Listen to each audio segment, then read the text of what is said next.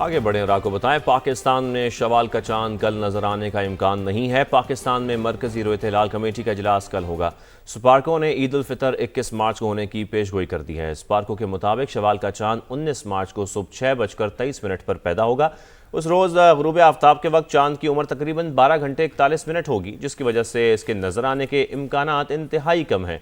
इसी पर बात करने के लिए हमारे साथ मौजूद हैं GM स्पार्को ज़ैन रहीम साहब। बहुत शुक्रिया ज़ैन साहब समा को वक्त देने के लिए। ज़ैन साहब, पाकिस्तान में शवाल का चांद देखने के लिए रोयत हिलाल कमेटी का इजलास तो जुमेरात को होगा, लेकिन ये चांद नजर आने के इम्कानात कितने ज़्यादा हैं, ये आप बताइएगा।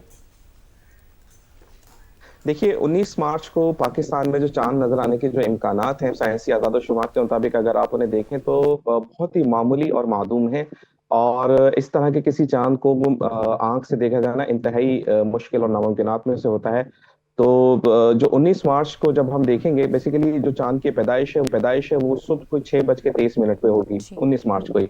और जब बाद मगरिब जब हम चांद को देखने की कोशिश करेंगे तो उस वक्त तक तकरीबन 12 घंटे और 41 मिनट का जो है वो चांद हो चुका होगा। यानी जो चांद की उम्र है वो बेसिकली 12 घंटे 41 मिनट हो चुकी हुई होगी, और उफुक से उसकी जो बुलंदी है वो तकरीबन 5 डिग्री के आसपास होगी। तो जो पुरानी ऑब्जर्वेशंस हैं, हमारे पुराने जो मुशाहिदात है, उसकी बिना पर देखते हुए ये दो फैक्टर्स को अगर हम देखें तो हम ये कह सकते हैं कि ऐसे किसी ठीक चांद है। को खुली आंख से देख पाना ठीक है। इंतहाई अच्छा जैन नामुमकिन साहब, है। ये बात तो दुरुस्त है, लेकिन अगर फल्कियाती तौर पर चांद मौजूद हो लेकिन बादल हो तो क्या फैसला होना चाहिए? क्योंकि कभी कभी हम देखते हैं फल्कियाती हिसाब और ऐनी शहादत में इख्तिलाफ हो जाता है, इस तनाजुर में क्या होना चाहिए? जो असल पॉइंट है वो ये है कि देखिए, चांद का की रुयत के मुताबिक जो ऐलान होना है कि वो नजर आया है या नहीं, वो बहरहाल रोयत हिलाल कमेटी ने करना होता है, क्योंकि ये उनका मैंडेट है। SUPARCO being the scientific institution of the country, हम जो भी साइंटिफिक अदाद शुमार होते हैं, जो हमारी एनालिसिस होती है, जो हमारा तज्जिया होता है, वो हम जो है उनको पेश करते हैं, और उसके बाद ये उनके ऊपर होता है कि वो उसके मुताबिक क्या ऐलान करते हैं शहादतों को देख करके।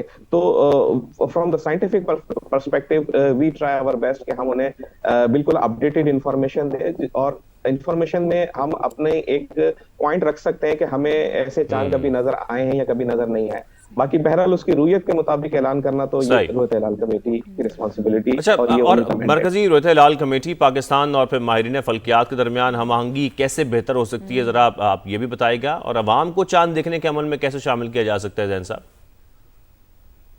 देखिए, जो मरकजी रोयत हिलाल कमेटी है उसकी बाकायदा हमआहंगी है।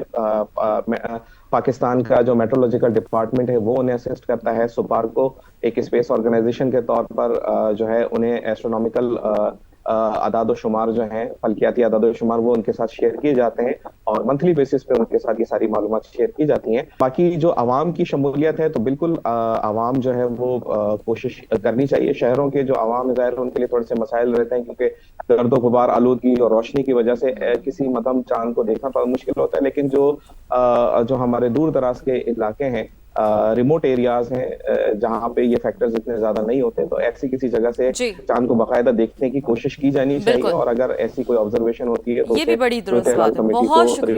बहुत शुक्रिया जेम्स स्पार्को। ज़ैन रहीम साहब हमारे साथ मौजूद थे, और क्या इम्कानात हो सकते हैं और फल्कियात इस हवाले से क्या राय रखती है, ये भी समा के नाज़रीन को तफसीलन अपडेट कर रहे थे।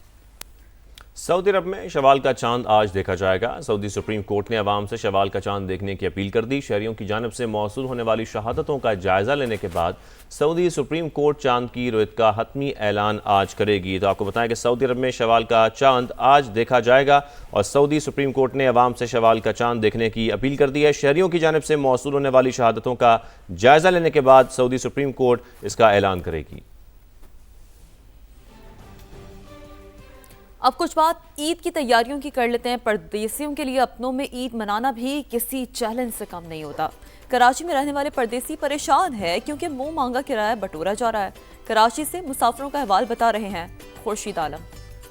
अपनों के साथ ईद मनाना है, किसी को लाहौर तो किसी को लड़काने जाना है, लेकिन जब इजाफी किराए वसूल किए जाने लगे तो मुसाफिरों पर क्या बीतती है, ये हम मालूम करेंगे उन्हीं की ज़बानी। 50,000 रुपये किराया लिया है इन्होंने राजनपुर का, यानी कि 800-900 किलोमीटर दूर है। ये डीजल पेट्रोल की वजह से ईद करनी है तो महंगी टिकट ले लिए, मजबूरी है। पहले 1400 रुपये किराया होता था, अभी 2200 रुपये दिया है। हुकूमत देख रही है, हर चीज़ हुकूमत को पता है, सबको पता है। हम पहले 1200 पे आते थे, अभी 2500 कह रहे हैं। आप खुद देख रहे हो पाकिस्तान में कितनी गरीबत है। मुझे जैकाबाद जाना है, मैं 19 तारीख की टिकट मांग रहा हूँ। अब इन्होंने 3500 3000 की कर दी इन्होंने अभी आज की तारीख में। अगर इससे अलावा आप उस तारीख पे जाएंगे, आप वो टिकट अलग 500 रुपये फी दिन के लगाएंगे।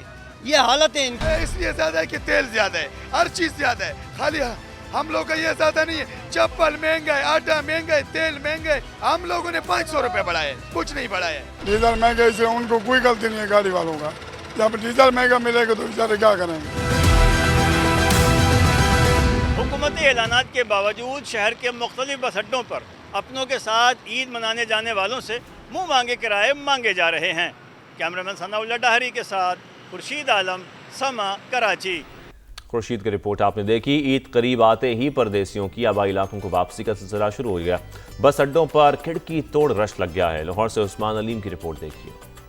ईद उल फितर की आमद के पेश नज़र परदेसियों का आबाई इलाकों को वापसी का सिलसिला शुरू हो चुका है, मगर पेट्रोलियम मसनूआत की बढ़ती हुई कीमतों ने न सिर्फ सरकारी सतह पर किराए बढ़ा दिए हैं, बल्कि ओवर चार्जिंग की सूरत में भी शिकायत मौसूल हो रही हैं। इसके अलावा बुकिंग ना मिलने की शिकायत भी ज़बान ज़द-ए-आम है। मुसाफिरों को मज़ीद किन मुश्किलात का सामना है, आइए जानते हैं उन्हीं की ज़बानी। आज ये 800 850 किराया मांग रहे हैं, जो आगे 500 550 दे के आया करते थे। लाहौर से जा रहे हैं कोड़ा में, लेकिन पहले किराया हम दे रहे थे 400 रुपये, अब दे रहे हैं 550 रुपये। फैक्ट्रियों में गरीब गुरबात काम करते हैं लोग, वो इतना किराया मैनेज कैसे करेंगे। ट्रांसपोर्टर्स कहते हैं पेट्रोलियम मसनूआत की कीमतों में इजाफे की वजह से किराए बढ़ाना मजबूरी है। पेट्रोल बढ़ा है, हमने 50 रुपये ज़्यादा किए हैं, तो सवारी यही इशू बना रही है कि आपने 50 रुपये ज़्यादा क्यों कर दिए हैं। इजाफी किराया बटोरने वालों के खिलाफ रीजनल ट्रांसपोर्ट अथॉरिटी की कार्रवाइयाँ भी जारी हैं। 115 के करीब जो है ना वो गाड़ियाँ बंद की हैं और 5,30,000 के जुर्माने किए हैं। लाहौर से मुख्तलिफ शहरों के किरायों में सरकारी सतह पर 200 से 1100 रुपये तक इजाफा हुआ है। ईद करीब आते ही बस अड्डों पर रश बढ़ता जा रहा है, जहां पर बुकिंग ना मिलने की शिकायत के साथ साथ ओवर चार्जिंग की शिकायत भी मौसूल हो रही हैं, जिस पर रीजनल ट्रांसपोर्ट अथॉरिटी की कार्रवाइयाँ भी जारी हैं। कैमरामैन अहमद रजा के साथ उस्मान अलीम, समा, लाहौर। पेट्रोलियम मसनूआत की कीमतें बढ़ने से ट्रांसपोर्ट किराए में इजाफा ईद पर आबाई इलाकों को जाने वालों के लिए नई मुश्किल खड़ी हो गई है। मुसाफिरों ने हुकूमत से ईंधन की कीमतों और किराए में कमी का मुतालबा कर दिया है। रावलपिंडी से यासिर हकीम की रिपोर्ट। ईद उल फितर के मौका पर परदेसी अपने आबाई इलाकों को लौटने के लिए बेचैन है, मगर तेल की कीमतें बढ़ने के बाद ट्रांसपोर्ट किरायों में इजाफा इनकी खुशियों की राह में हायल है। मैं इस्लामाबाद से मुल्तान जा रहा हूँ। पहले 2600 तक किराया था, अब 2900 किराया हो चुका है, तो रेट बहुत बढ़ चुके हैं जी। हम मजदूर कार बंदे हैं, हुकूमत को चाहिए इसके हवाले से कुछ रिलीफ हमें दे। 2 साल में पहली बार पेट्रोल की कीमतें बढ़ने की वजह से 200 रुपये हमारे किराए में इजाफा हुआ। पहले किराया 1600 रुपये था, अब किराया 1800 रुपये कर दिया गया है, जिसकी वजह से आवाम को बहुत मुश्किल का सामना करना पड़ रहा है। और ईद पे भी अपने घर वालों से मिलने के जाने के लिए एक बार सोच रही है कि किराया बढ़ गया है। कुछ लोग हैं जो अफोर्ड नहीं कर सकते, उनके लिए मुश्किल पेश आ रही है। हम गरीब बंदे हैं, फिक्स हमारी सैलरी है और इसमें गुजारा हमारा नहीं होता है, तो हुकूमत को चाहिए कि इस पे थोड़ी सी नज़र डाले। आम शहरी हैं, हमने ट्रैवल करना होता है रमज़ान के आखिर में, तो अभी गवर्नमेंट ने एक हफ़्ता पहले जो है ना वो फ्यूल प्राइसेस इतनी ज़्यादा बढ़ा दी हैं, जिसकी वजह से किराए में बहुत ज़्यादा इजाफा हो गया है। मुसाफिर कहते हैं कि हुकूमत ईंधन की कीमतें और ट्रांसपोर्ट किराए कम करे, ताकि वो भी महंगाई और फिक्र से आज़ाद होकर अपनी ईद की खुशियाँ दोबाला कर सकें। कैमरामैन मोहम्मद हसीब के साथ यासिर हकीम, समा, रावलपिंडी। पेट्रोलियम मसनूआत की कीमतों में हालिया इजाफे के बाद पब्लिक ट्रांसपोर्ट के किराए बढ़ चुके हैं। Secretary regional transport authority Rawalpindi Asad Abbas कहते हैं ट्रांसपोर्टर्स के साथ मुशावरत के बाद किरायों में 15% इजाफा किया गया। ईद के मौके पर जायद किराए वसूल करने वालों के खिलाफ कार्रवाइयाँ जारी हैं। वो समा से खुसूसी गुफ्तगू कर रहे थे।